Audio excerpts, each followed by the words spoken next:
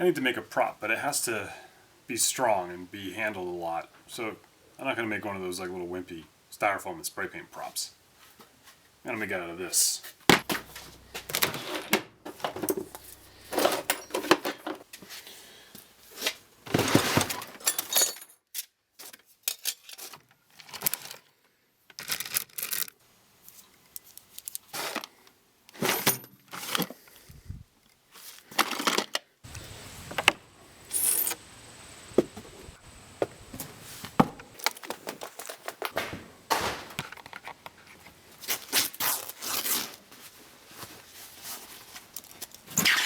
I have to make a fake book, it's supposed to be like a witch's spell book. It's supposed to be about 1,000 years old, but it's going to get handled a lot. So we're going to make it out of this piece of wood.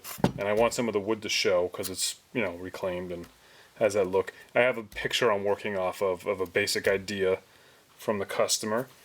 So what I just did is I just rounded up some stuff around the shop that might help me achieve this basic idea. Got some old bits of wood and metal. These rivets I can use, and then I found these rivets afterwards, which might even be better. I don't know if I'll use this or not. I don't know how much of this I'll use at all. I'm a vegetarian, so there's not a lot of leather in my life, but I do have these 2 real leather belts. I don't even know where I got them, Goodwill or something. But I have all this other fabric too, this like pleather and fake leather and whatnot. I want it to be about book size, and I like, this is the lath marks from where the old plaster used to be on the wall, and those kind of like a binding to me, so I'm going to try and use this as my binding. So, this is 10 by 13 right now. It's a little big, so maybe we'll cut it down.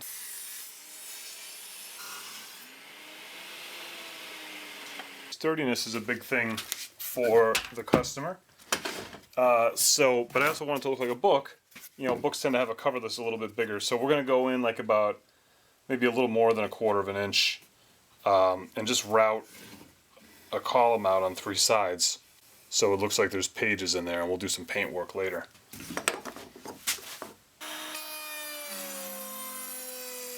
When I go through this way, I don't want to go all the way. I want to save myself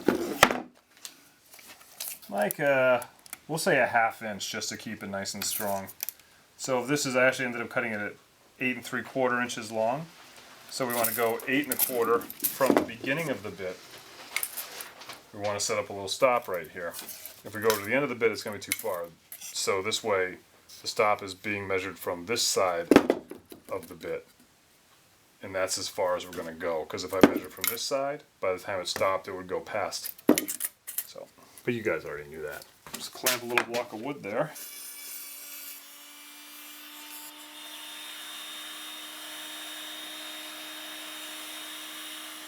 But now we can't just do the trick like I did on this where I just flipped it over and did it. We have to actually move the fence back.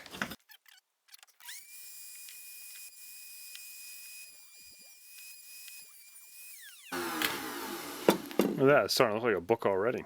Just a little bit of chisel action right here.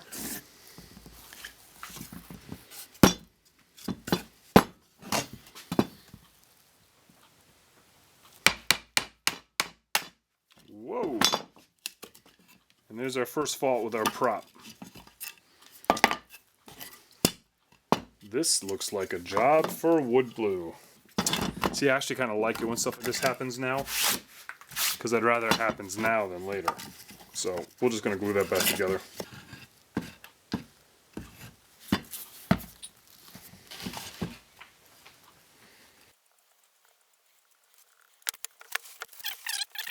I may have mentioned a few times now how much I love these bandy clamps. Let me see if they can help out in this job. Rockler gave me these. Look at this. They just continue to come in handy. Alright, well I guess I gotta move on to something else for the rest of the day. Some time has passed. Let's see how this looks. Nice, it's a book again. I'm sure this book has gotten a little too close to the cauldron every once in a while.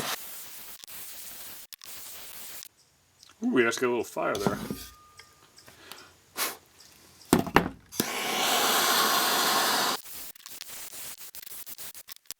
Of course, the pages aren't white anymore. They've yellowed with age over hundreds of years.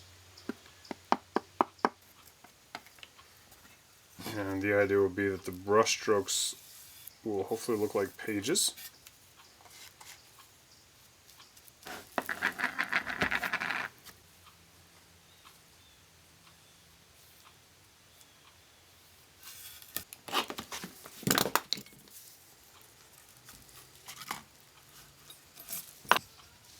Wow. I didn't expect it to just disappear that fast. But it's not going to be just epoxy holding this on. I think we'll be okay. I'm not measuring to make sure everything's centered or anything because it's okay. It's supposed to look a little handmade. And it's also supposed to look like it's been patched up and repaired throughout the years. Yeah, this seems like a better glue for the job.